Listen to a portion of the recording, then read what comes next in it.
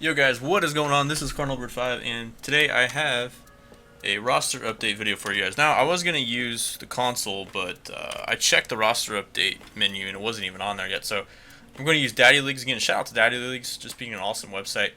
If you guys didn't know, Daddy Leagues shows the roster attribute changes as soon as they happen. So even before San Diego Studios puts theirs in the game. Anyways, let's talk about these new roster attribute changes. We're going to focus on the upgrades and downgrades before we start talking about some of these flashbacks.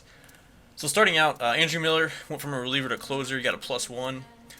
And Max Scherzer got a +1 to a 94. Let's look at some of his attributes that went up. Alright, so his hits per 9 went up 3 points. His K per 9 went up 3 points. And that seems to be it. So a nice little boost there for Scherzer. Going down, Syndergaard actually went down a point. His hits per 9 went down a little bit. Joey Votto went up +3. There's Syndergaard. Here's Votto. Votto, let's see here. Votto, contact versus righty went up a little bit. Power versus righty went up. So overall, his hitting went up. He even got +3 power versus lefties. He got 4 more vision, 2 more discipline. Everything else looks the same. So nice little upgrade there for Joey. Ian Kinsler got a nice little upgrade too, 89 overall. So if you guys are looking for a nice cheap second baseman, cost you less than 2,000 stubs. And let's go ahead and look at his attributes. He went up +3 contact versus lefties, +5 power versus righties, +8 power versus lefties. So this is almost getting to the point of, it's right up there with his prime card. Still has good fielding and all that, so it's still there. Actually, this card has better fielding than his prime, which I don't agree with. Anyways, moving on. Aaron Sanchez made that jump to gold. A really cheap gold pitcher. Not a huge fan of this card because it doesn't have a slider, but he can hit 97, 98. And he has really good break in his curveball. And his 4-seam and 2-seam. Anyways, he got a +4 to stamina. He got +2 to K per 9. And I think that was it. So he went to a silver to, or went from a silver to a gold. Next we have Steven Wright. I had him pulled up there as you see. 84 overall. Now let's actually talk about this. They actually modified one of his pitches. His knuckleball break went up quite dramatically to an 82. I don't know what it was before. I think it was a 72 before. So he's going to be a pretty decent knuckleballer now in this game. Got really good break on his knuckleball. Almost up there with Necro and Dickey's. Not quite, but, getting there. 81 hits per 9, still there. No change there. Home runs per 9 did go up, which has no effect on gameplay. Walks per 9 went up 1. His control went up 2. 71. So I'm imagining he got a little bit better control on his 4-seam and knuckle. Probably just his knuckle. Moving on, Jason Hayward went from back to right field, center field to right field, so he got a +1. See, am I missing anybody here? Odorizzi, Ilakuma, they went down 2. Trevor Story got a +2. He's really doing really well this year. I mean, he is what he is. Like, he's a pure power guy. You don't see many shortstops like this too often in the game. He's broke a lot of records this year. So I could definitely justify him getting an upgrade. He's right on there with Diaz, I think, as an 81. He got +3 in power versus righty and +1 power versus lefty. His contact versus righties went up a little bit. Contact versus lefties went down. Still has really bad plate vision. His discipline went up a little bit, so he's taking a little bit more walks. Defense is the same, however. Javier Baez went up +4. I wonder if that's a position change or not. Yeah, it looks like that is a straight-up position change, so if you're a Cubs fan, you're probably aware of that. He probably moved from third to second, or short to second, I'm not sure. Mazzara got a downgrade, Rupp upgrade.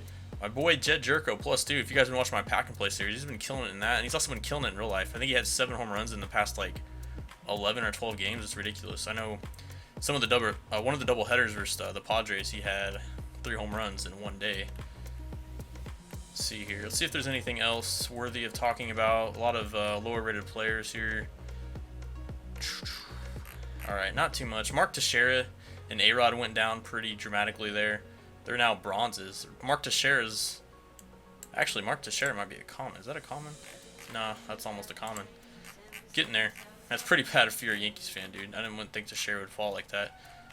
A-Rod's expected to. Now let's start talking about some of these flashbacks. Alright, so I think the biggest one obviously would be the Chase Utley. They also added a Gaylord Perry for whatever reason. I don't know why. Johnny Cueto, again, which is really similar to his current card, except he doesn't have a cutter. We'll look at some of these cards here. And of course, John Danks, Curtis Granderson. Let's look at some of these. And then of course they have the rookies. They have the rookie Utley, AJ Ellis. I think they just threw in some of these. Yeah, so let's see what we got here. For the Johnny Cueto, I mean, it's a good card, and it's this. I think it's the same rating as his live series. I think they're both 92s. Has really good break on all of his pitches. He just doesn't have a cutter.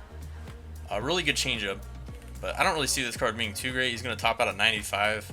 He's only going to have a 10-mile-an-hour variance in his pitches, so his K per 9 is not really that great either. His hits per 9 is really good though.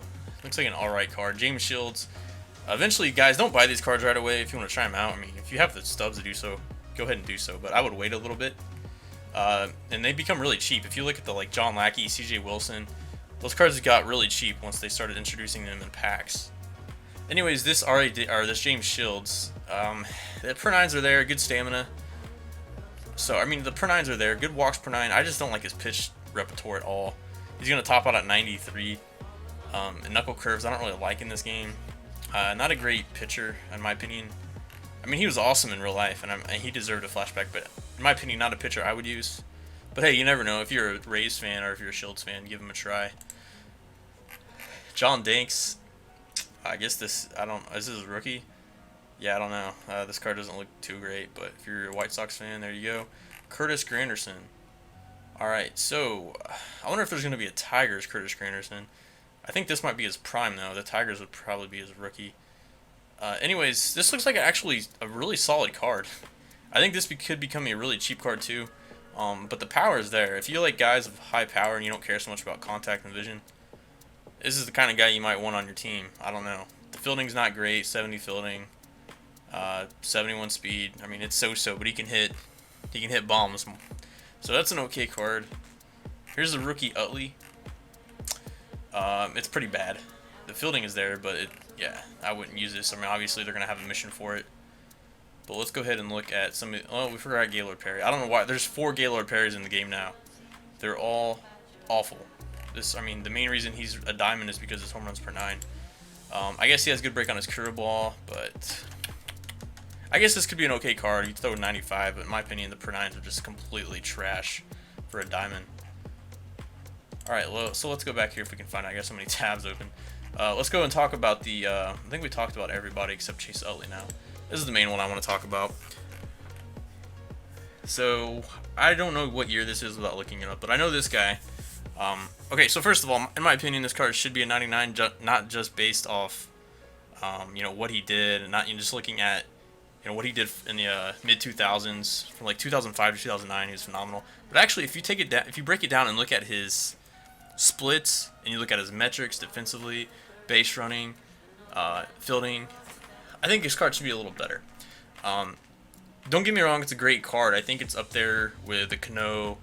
I think it's better than a card like the Flashback Murphy, or if you're using Live Series Carpenter, or even Live Series Cano, I would like this card because he hits lefties decent, has good fielding. But in my opinion, if you look at some of this guy's metrics, man, he was an awesome base runner, and they only give him 80 stealing, and they only give him 60 speed. Okay, I can live with the speed. I think he could be a little faster than that, but I think this guy should have like maxed out stealing if cards like the rookie Goldschmidt have 99 stealing. And we can even pull it up on Fangraphs, but you guys can do that yourself. I don't want to break it down too much. I mean, and then the fielding, I think his fielding should be in the 90s. We have some cards, I know the Sandberg's 90 fielding. I think there's a couple others, but in my opinion, Utley was one of the best defensive second basemen.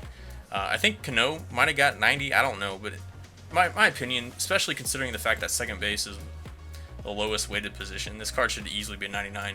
He was arguably probably a top 3 National League player from 2005 to 2009, maybe even second, right behind Pujols. There's also David Wright and Jose Reyes and Beltran. You could argue are up there as well. I think this card got a little bit shafted. That's just my opinion. It still looks like a great card. I was hoping for a little bit more power versus righties and maybe some sneaky power versus lefties, but I don't know. It doesn't look bad. That's my opinion on it. Let me know what you guys think about these cards, these new flashbacks. They seem okay. I don't see people going out to get this card unless you're like a Phillies fan. By the way, if you're a Phillies fan, you can put together a great all-time Phillies team. But so I'm sure the Phillies fans will love this card, and I honestly think the Rollins card got a little ripped off as well. I think that card should have been better, especially his splits versus righties. But anyways, again, let me know what you think about these flashbacks. Let me know what you guys think about the roster update. I know there were some shafts. Wilson Ramos. I know being a Cardinals fan, I felt like our closer deserves a little upgrade. Also felt like Jerko got his upgrade. There's a lot of cards out there that deserved upgrades. I feel like a lot of them got shafted. So I'm not gonna sit here and name them all. I'm sure if you're a fan of that team, you know which card that is. But yeah, I don't know. Let me know what you guys, again, think of the roster update and the new flashbacks. Anyways, this is card number 5 signing out. Peace.